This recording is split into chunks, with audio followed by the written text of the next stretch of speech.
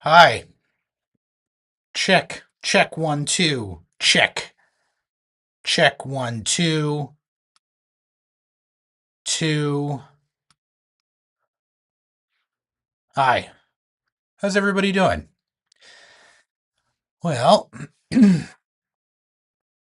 let's see here. Today is Thursday, October 2nd, 2025. October 2nd. Whew. We're into the month of Halloween, the month of ghouls and goblins. Um, yeah, here we are. It's starting to cool off a bit now in southern Ontario. Cooled off a little bit today, which is nice. It's sweater weather. Soon it's going to be, you know, toque weather, and I'm going to be wearing a toque all the time. Um, but for now, it's still nice. Still very nice out though. Anyway, so what did we do this week? Well, posted a video this week. Um, of the tools that you need to build the sampler, right? The specs of the SP-1200, just kind of general specs, and how we're going to accomplish this. I think I was kind of clear. I hemmed and hawed over that video for a while. I'm still catching my groove on making videos. But yeah, I try to make it so that they're like natural, but they're also uh, they actually get across what I'm trying to say. But it's difficult because I don't write down like a formal script or anything. I just go off the dome. So I usually end up recording a couple times. And yeah, it takes me a while. It takes me a while. I should probably start writing actual like bits that I want to say. But I try to make it as natural sounding as possible. I don't know. Anyway, whatever. Doesn't matter. Doesn't matter. Hey, Brian, what's up, man? Glad you can make it. Um, yeah, hope everything's going well with you. Everything's good over here. Everything's going well. Started working on starting working on the power supply. Just waiting for some parts to come so I can verify everything. Um, but yeah, yeah, things are good. I hope everything's going well with you too. I know you got, yeah, it's things are going well. But anyway, yeah, what else did we do this week? Got the Discord server up, which I think will come in handy down the road, you know, kind of more of like a real time interaction kind of thing. So that's good. That's good. Um, yeah, I've been messing around with the PCM 1681. Um, been having some problems. Um, I just can't get it to busy at work. Yeah. Yeah, nice. Yeah, I mean it's good and bad when it's busy, right? It's a good thing and a bad thing. Um but yeah, I've been messing around with the PCM 1681 as I said, and I've been hasn't been going the best. You know, it's you know, it has its challenges. It's not without its challenges, that's for sure. Let's just put it that way for now. And but I am doing a the power supply that I'm working on now is I'm working on a power supply that's going to be able to use this original chip, the original DAC. Um, so it's going to be a 15-volt power supply. So I've got a couple different options for power that I'm working on right now. It just kind of depends on how I see it going. I mean, the thing is, I was thinking about this earlier, and I guess worst case scenario. Well, we know that all of our op amps in our circuits can be powered by 15 volts, no problem, plus or minus 15 volts. So I think that should be fine for our power supply. And then, like I said, it gives us a lot of flexibility in terms of being able to use the original deck if we want, or if we want to use this new thing.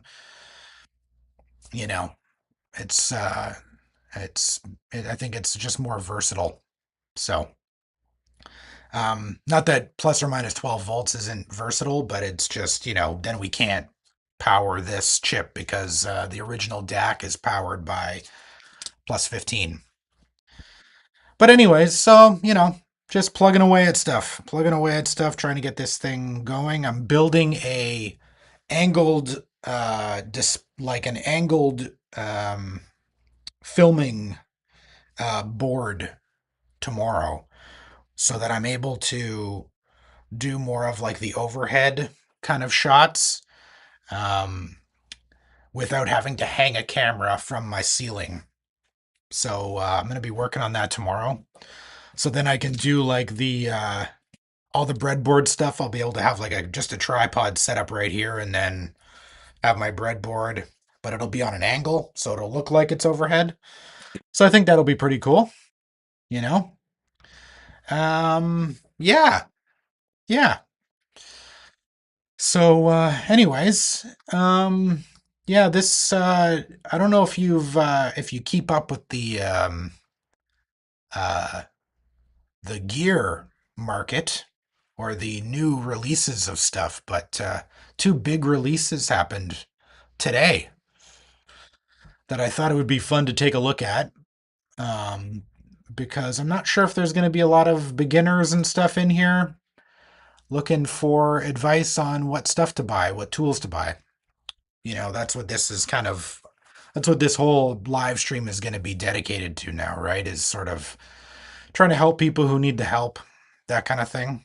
But since it looks like it's just me and you right now, I thought it would be fun to take a look at some new stuff that came out today, or it appears that it's out today. And they're kind of, like they're interesting devices. So I'm just going to move myself out of the way. I thought, it'd be fun to mess around and just take a peek at this new stuff that's out. So this is the one thing that came across. If you follow a lot of gear tubers, you'll know that they have been that the Akai has released a new MPC Live 3. Unleash the power of standalone, which is pretty neat. I guess it's like super powerful by comparison of the what do you call it? The MPC 1 and the MPC Live 2. Um, and it looks like they've got like these interesting new pads that they've put on that have like an X, each pad is like a XYZ controller, which is kind of cool. Um, and I guess like it's like it's like, excuse me, they're like segmented, which is kind of neat. I thought that was pretty neat. And then it's got like a touch strip kind of situation. Um, but yeah, we can take a look at the specs. I just thought it would be fun to take a look at this because brand new, brand new. I mean, obviously this is beyond anything that we'd be able to build, but I thought it was kind of, interesting. It's the MPC Live 3 for producers who move fast. They move fast. Interesting. So yeah, look at this thing. It's got a pretty cool little layout here. It's got this touch strip here, which is pretty neat. And then it's got these fancy new pads that I guess are segmented into four. Then you got all your transport stuff. And then it even has 16 step sequencer up here with buttons, which is pretty neat. and then all these shortcut buttons. So it's a lot of stuff they've packed into this thing, right? Um, so I just thought it was kind of neat to take a look at this. Then they've got a demo, which we won't take a look at, but unbelievably fast, undeniably slick. Yeah, I mean, that's pretty cool. It's pretty cool. I mean, the thing is, iKai makes it too, so that you can turn all that stuff off too, right? Which is great. So if you're into that kind of thing, the RGB LEDs are your thing. You can keep them on or you can turn them off. It's really pretty cool. And powered by the fastest processor we've put in an MPC.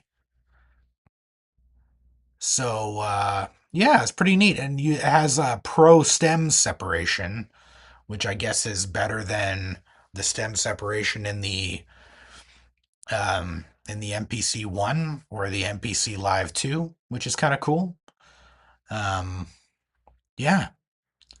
So I mean, they're really pushing these like instrument plug-in stuff that they use, right, with native instruments, which is kind of neat. And then 16 audio tracks, which is, I mean, like that means you can track like an entire song in this thing, which is really neat. And let's take a look at yeah, here's the MPC Live 3 debuts our new MPC-E pads. 3D sensing, ultra responsive, and designed for more nuanced expression and performance. These pads enable XY control of one-shot layers, seamless sample blending, and dynamic note repeats and articulations for more ways to perform and produce with feeling. It's pretty cool. Pretty neat. I think it's pretty cool. It's nice to see an update. As much as I like vintage stuff, it's neat to yeah, it's crazy, eh? It's wild what you get for the money now. You're absolutely right. Because I did have it opened. There's a music shop in Canada called Moog Audio or Moog Audio, and they just sell like all the kind of electronic stuff, electronic instrument stuff, and they have it listed for 22.99. Which I mean, if you didn't have a computer, and you didn't have a MIDI interface, and you didn't have an audio interface, I mean, by the time you bought all that stuff, you're looking at you're looking at a couple grand worth of stuff, right? So, I mean, why not? I mean, it's a pretty good deal. It's not terrible. But yeah, I just thought it was pretty cool. But let's go back and we'll take a look at the specs. Um, yeah, it's got check this out too. It's got onboard battery, so you can charge it, right? And you can take it anywhere without having it plugged in. It's got speakers and a mic, a condenser mic built into it, plus deep MIDI and CV control. I don't know what they mean by deep, but MIDI and CV control. Your full setup goes wherever inspiration hits. Yeah, it's pretty neat. It's a pretty neat little device that I think they've updated in a really cool way. Um, and I believe they have a. Let's just take a look. Um, yeah, they have. Where is it? Um, they have like a thing for the back panel. Um, I just wanted to take a look at the back panel because I think they have some pretty neat additions that they put on the back panel. Let me see if I can get a good look at one. Um, maybe let's just take a look. Oh, this is the. Never mind, we don't want that. Um, So yeah, here you go. Mic inputs one and two. So it's got one of those XLR quarter-inch combo jacks, which is pretty cool.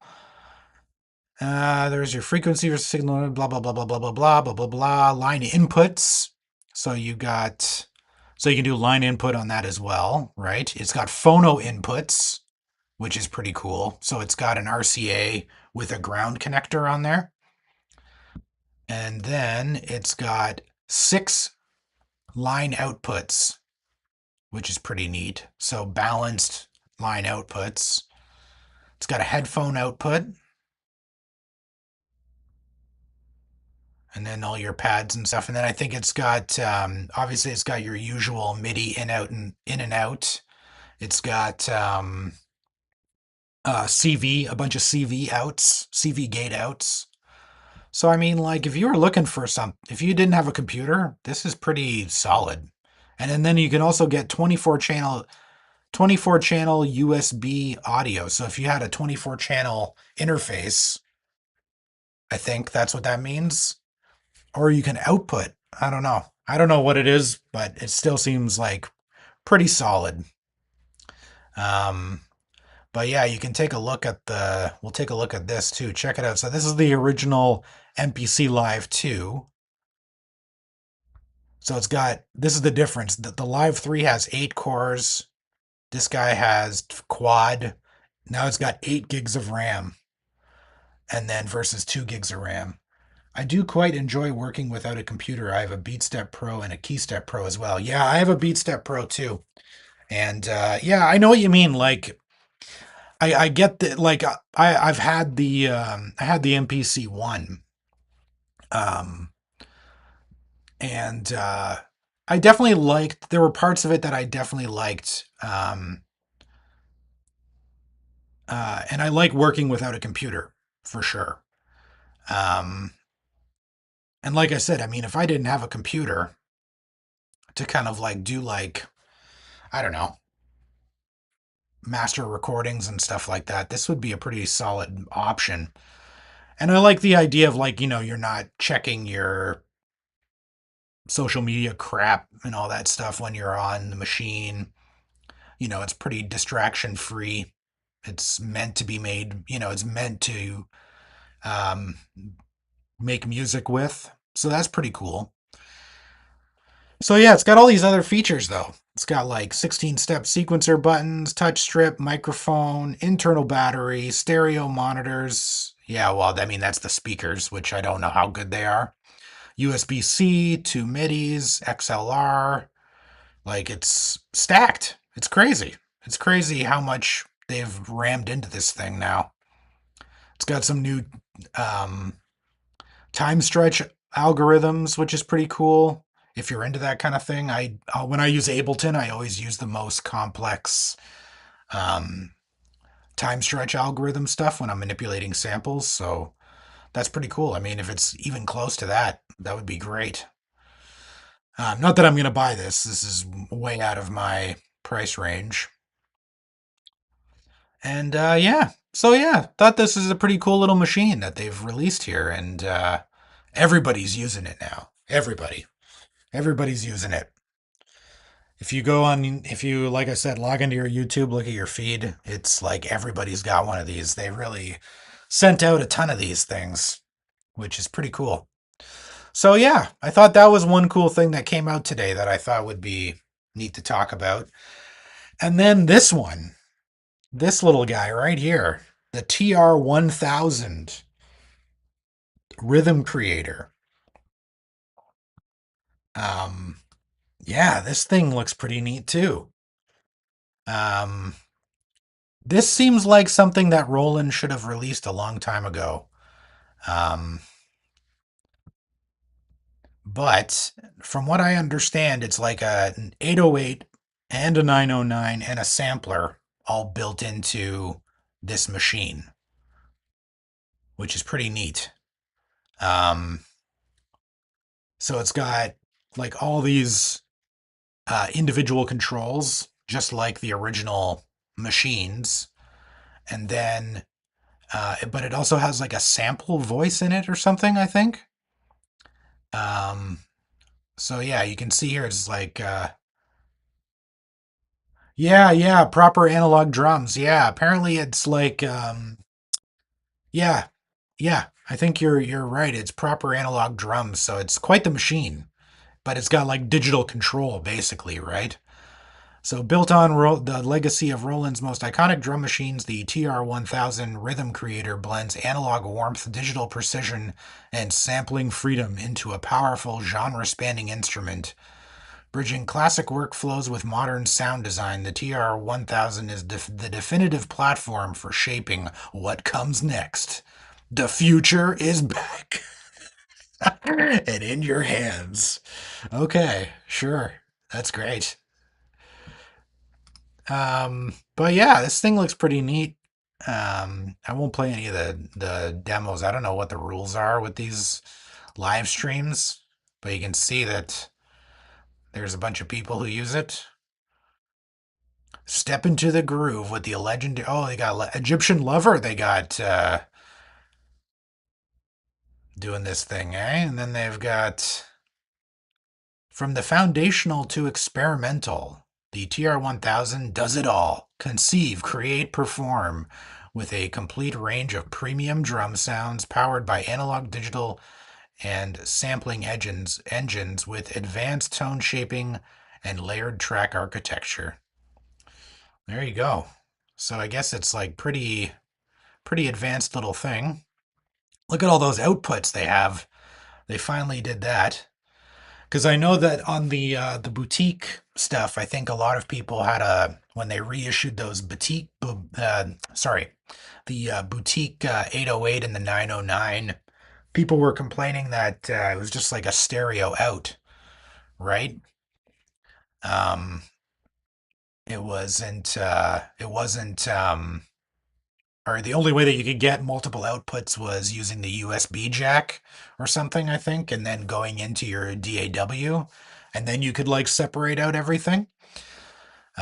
So they've actually put in like actual line outputs for all the voices on here, which is pretty neat.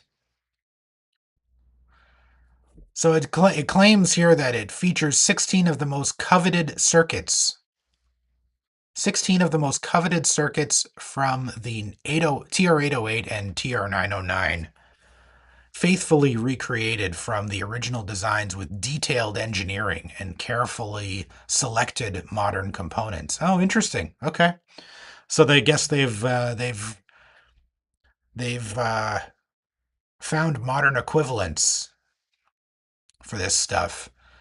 It'll be interesting to hear some of the sound demos when people get a hold of this thing, see what it actually sounds like.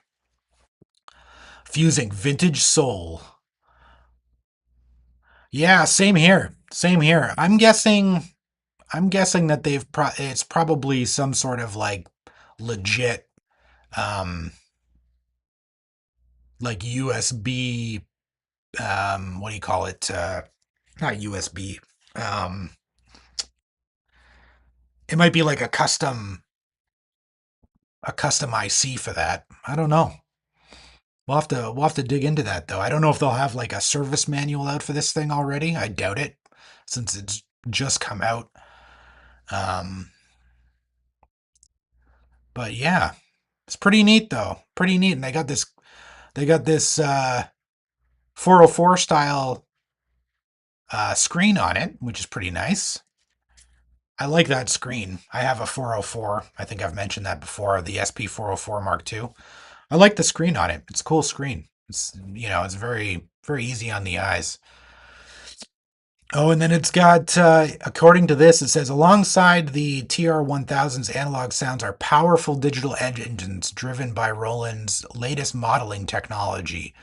Our ACB analog circuit behavior platform provides detailed analog circuit emulations, including 21 circuit bent. Yeah, probably. Exactly. Uh, circuit bent 8 times and 9 times models. So they've got some sort of like, uh, I guess, like analog DSP emulation stuff going on here too. So it's a little bit of everything in here, isn't it? Which is pretty cool. Um, I think having those sounds at your fingertips when you're, like when you, like for me anyway, I think it would be really neat. You have your, you have like a sample, like you have your loop going or something like that. And then you're able to just like, you don't have to dig through loads of drum samples. You just chuck on an 808 or a 909. You mess with the parameters a bit. You throw some effects on it. It's like, I think you could probably like just like pump out stuff for real with this thing. Especially like, yeah, yeah, yeah. Especially just like I said, like having the built in sequencer and everything too. Like it's crazy. Um, you also get FM percussion, virtual analog synthesis, and a deep library of PCM samples for sonic exploration and fresh digital textures. There you go. I mean, that's a pretty crazy amount of stuff. And then you got a sampler inside of it as well, right? Which is pretty neat. Classic TR instruments lay the found blah blah blah blah blah. The onboard 64 gigabytes of memory comes with a curated collection of 2,000 samples with 46 gigabytes free for your own captures, edits, and sample imports. That's hefty. That's hefty. That's crazy. I wonder if it's like an SD card or they have like a what do you call it? Like a software um back end that you have to dump this stuff on. But yeah, it seems really neat. It's got an analog filter, like yeah, deep sound design, deep. Powerful inline processing makes it easy to sculpt and distinctive and dynamic rhythms with the TR-1000. Yeah, I mean that it's pretty neat. Uh, so okay, so each track combines a model-specific sound generator, compressor, multi-mode filter slash four band EQ, and envelope amp slash envelope control. Four of the available tracks allow for two independent sound generators to be stacked or programmed separately, complete with per track effects, internal side chaining, output routing, and a three target LFO. Wow, that is intense. That's crazy. I thought it was just like a sampler with the 808 and the 909 built into it. That's what I thought it was. This is like a full-on workstation. Um, I built some analog drums. Well, I only did bass, snare, hi-hat, but I have to say it's much better than a sample of an analog drum. Right. Yeah, yeah. I mean, that makes total sense. Um, but yeah, this is pretty neat, eh? I like this idea a lot. Um, but just for just to show you, this guy in Canadian dollars is going for $3,500. Woo! That is insane.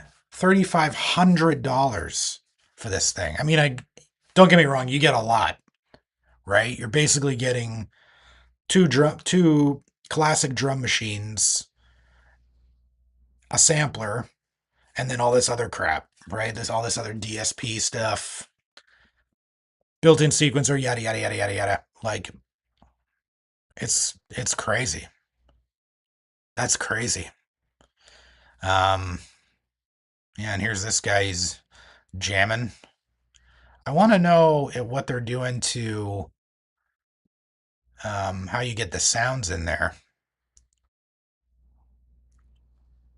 Um, I do like the look of the machine too. I like the look of it. It's a cool look. It's got a great look to it. Looks a lot better. I remember the that Ira or I was it Ira series stuff they did. Like maybe I don't know, must have been 15 years ago now. They're like black and green boxes. I never really liked the look of those, but this one I like the look of this one. It looks really cool. It looks much more looks way more like classic looking. Um,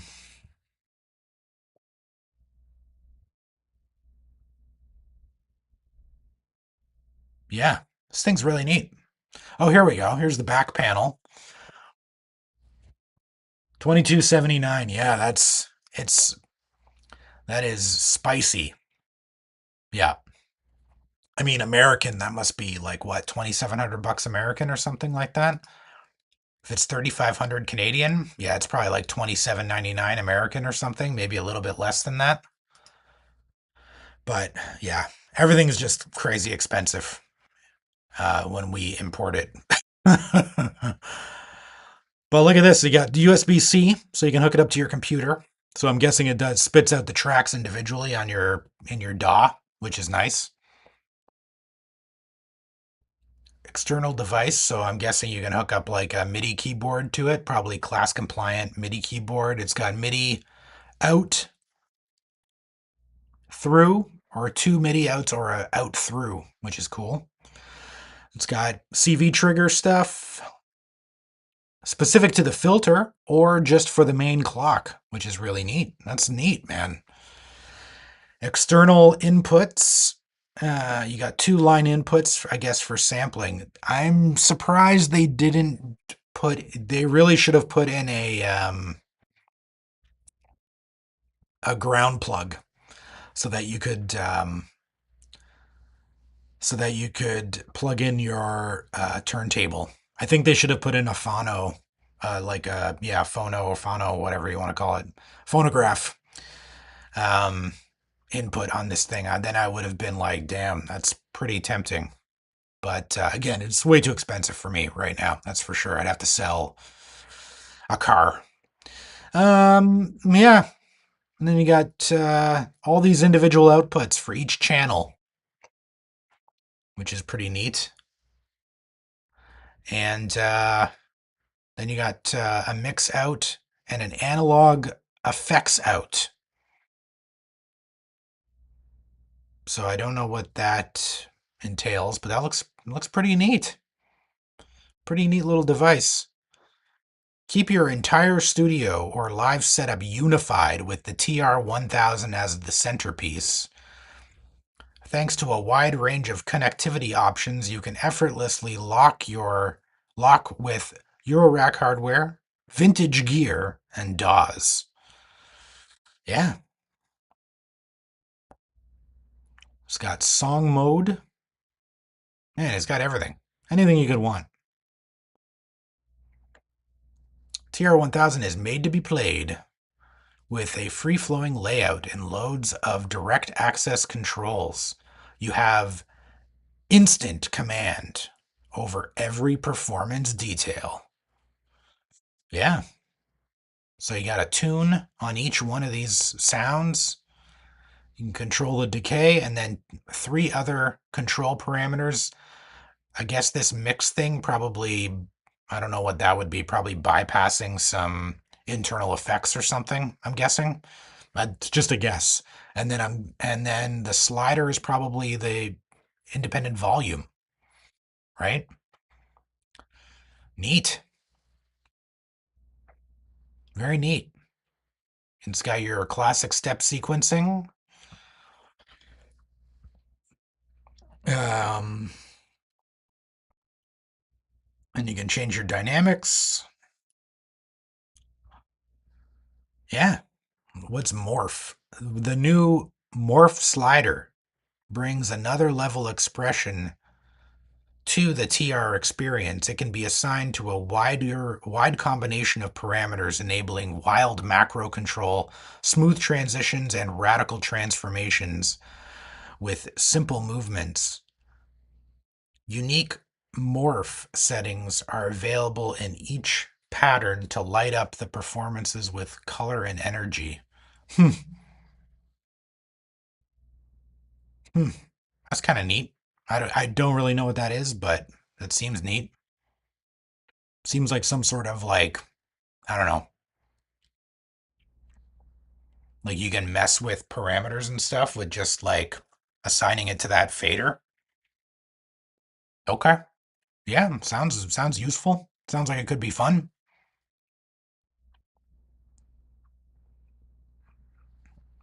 And then you get all this other stuff. I don't understand how you if you can how you get the samples on there. It sounds like you still need to hook it up to a computer to get your if you had like a an external drive of samples, or maybe that's what you can use the external device port for, is like if you had like a external hard drive full of samples, you could dump stuff from there on there. I'm guessing.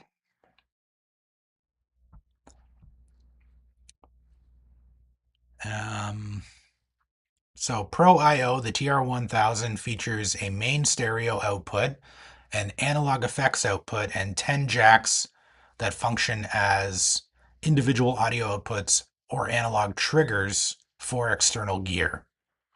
That's neat. You also have dedicated trigger I/O, a filter CV input, a clock out. Yeah, that's what I was thinking too. Yeah, yeah, it's pretty neat. Finally, there's a front panel headphone jack with its own level control for easy monitoring. Yeah, it's pretty neat. Okay, here we go. Here we go. The TR-1000 app allows you to control the hardware from your computer, offering a large display for real-time parameter editing, a librarian for organizing your personal sound collection, and more. Okay, there it is. So there's an app. There's an app. Okay, that makes sense. That makes sense. I'm guessing that you probably still can use the USB connection to dump samples from an external drive. I would imagine, because like, or you could just record them internally. It's interesting though that they've limited it um to that. I mean, 46 gigs is tons of space for sample-based music, I think, for the most part, right? Especially if you're trimming and truncating samples and stuff, like that should be more than enough. That's crazy. But yeah, I mean, that's pretty neat. Pretty cool little device, man. It looks awesome too. It looks really nice. It looks like a classic Roland machine. Future proofed. Oh, it's future proofed. Designed with a future focused architecture. The TR-1000 is a long term creative partner made to evolve with you. Well, you're not giving me an exact. Like, what happens if they decide to discontinue the librarian and you're dependent on the librarian? That kind of sucks, right? I mean, mind you, this thing's probably good. They're probably going to support this thing for a while. I mean, they just released another system update a while, like in I guess in April, right, for the SP-404 Mark II. So, and that thing's like a couple years old. So, so yeah, this thing's pretty neat, man. It's pretty cool. I like it. I dig it. Yeah, yeah. An updatable platform, it says. The TR-1000 runs on a robust DSP and firmware platform designed to support future sound engines, new features, and system updates, extending the life and capability of your instrument for years to come. Well, yeah, if I'm paying 3,500 bucks, you know, I want this thing for I want this thing for a while. Um, But that's interesting, eh? Future sound engines and new features. My guess is they're probably going to come out with like a 707, um, probably, an update for the 707, um, 606. They'll probably do that stuff. Um, and any of those other kind of like classic Roland um, drum machines, I would imagine. I guess it depends on how they've recreated those analog uh, circuits, how they've created those circuits with the 808, right? Like, I wonder what part of it is actually the analog part. That's what I kind of wonder.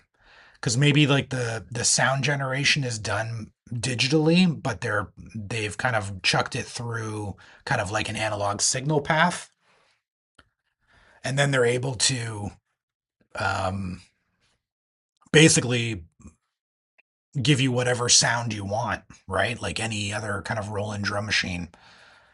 Um, yeah, I'd be interested to hear how they did that. Yeah, it's pretty cool though. I really dig it. I dig it. If I had $3,500 and I wasn't making my gear, I would definitely consider buying something like that because it looks really cool. It looks really cool. Um, kind of makes me think of like, kind of makes me think about, you know, um, I think like, I think it would be interesting to try to pull something off like this at some point in the future. Yeah, exactly, Brian. That's what I was wondering too. If it's how, that's what I was saying. Like maybe they just throw the output of a sort of like a digitally emulated TR-808 kick through the sort of like original signal path so that it gives you the illusion of it being analog. It would be interesting to crack one of these open and see and kind of dig a little deeper and see how they actually do that. Um, yeah, but yeah, I think it would be kind of neat. I'm wondering like if maybe down the road doing something like this on a smaller scale um, would be an interesting idea. Is sort of like have a drum machine, um, sort of like a quote unquote analog drum machine, maybe like four voices or something like that. Like with a kick drum, a snare drum, a hi hat, and maybe some sort of other either percussion or cymbal or tom kind of sound, and then have like a sample voice as well. Um, that could be pretty neat. That could be pretty cool. So you kind of have like a mini version of this, you know, a scaled down version of it. I don't think it might not be that bad. It might not be that hard, you know? Um, but yeah, yeah. But yeah, I just thought these two things were pretty cool. When they came across in my feed, I thought they looked pretty cool. And I just wanted to talk about them. I thought it would be a fun thing to do today to talk about that stuff. You know, I just thought it was really neat. I thought they were really cool. But, anyways, uh, I guess that's it for today. It doesn't look like there's anybody who's needs any assistance yet with tool selection or anything like that. Um, I'm working on the power supply stuff. I've ordered parts for the power supply, so that should be arriving at least by Monday. Um, and then I'll be filming. And I'll be making. Oh, sorry, I'll be filming the video pretty much all next week. Um, Gonna try. I'm trying to make it so that the breadboarding part of it is going to be easy to follow. Um, so it might take me a little bit, may take me a few more days than my normal videos take me. Usually I can do a video like in 1 or 2 days, get it all finished. Um, After I've kind of, you know, plotted what I'm going to do. But I think this one, it might actually take me like a good chunk of time, uh, more than 1 or 2 days to kind of like get a video out. So, or to get the video done, sorry.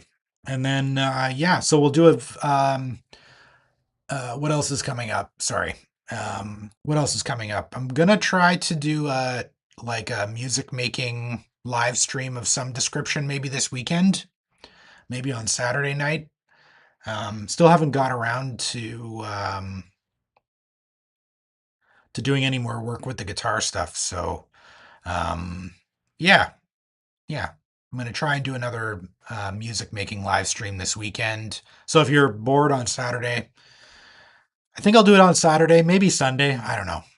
Um, yeah, come out for that if you're bored. I'll be around. Probably later in the evening. So Brian, obviously, it'll be difficult for you to make it for that, obviously, because it's like the middle of the night where you are, right? Yeah. Other than that, we'll do another live stream next week, just in case there's somebody who needs some guidance on what to buy. Um, yeah, I mean, if you're watching this and you want to ask questions, please feel free to join the Discord server. Um, that's a good place to ask questions for sure. It's still in its infancy. Yeah, yeah. But yeah, the Discord server is still in its infancy, so um, you know, just swing on by if you feel like it, and you can ask questions there if you're not comfortable to ask them here. You can also hit me up on Patreon. You can message me on Instagram or TikTok too if you want to ask any specific questions. Feel free. I'm always open to answering questions and stuff. Um, and because I know that everybody learns differently. So if you need a little bit extra help picking out something or explaining something, you know, there's definitely ways that we can make that happen for you. So, anyways, yeah, I think that's it for today. Um, yeah, yeah, I think that's it. Brian, thanks for coming as always. And anybody else who's out there, definitely thank you for stopping in and checking out the live stream. Um, yeah, I look forward to seeing you all next week.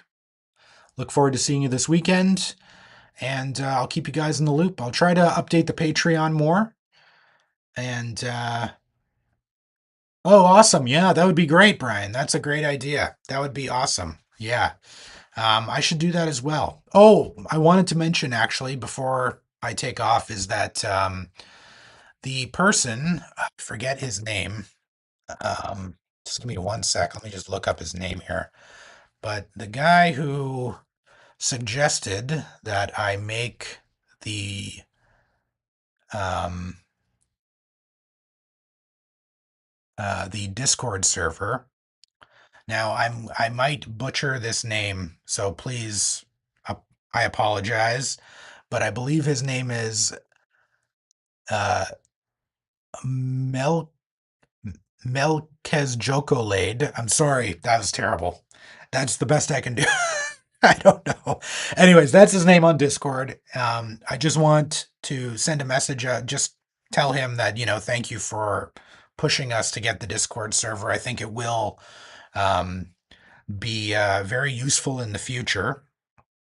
And he also suggested that I get a bill of materials and documentation together for the original ESP32 sampler together. And I'm hoping to get that out on Patreon either probably next week at some point. I'll try to get that stuff out so that if you're looking to build that sampler, you can definitely do that. And I'll also put that on the Discord server as well. Links to all that stuff. um, so that if you want to build that sampler on your own, you can do it pretty much the exact same way that I did it. There are some issues with my design, which I'll talk about in documentation um, for that. But yeah, I'll definitely lay it out so that you're able to easily build that stuff without having to go through all the Medium articles and stuff like that. Okay. So, anyways, hope you all have the great rest of your week. Um, Brian, I'll talk to you later. And yeah, if you're able to make it this weekend, I would love to see you. All right, everybody, take it easy, and I'll see you next week or this weekend. Later.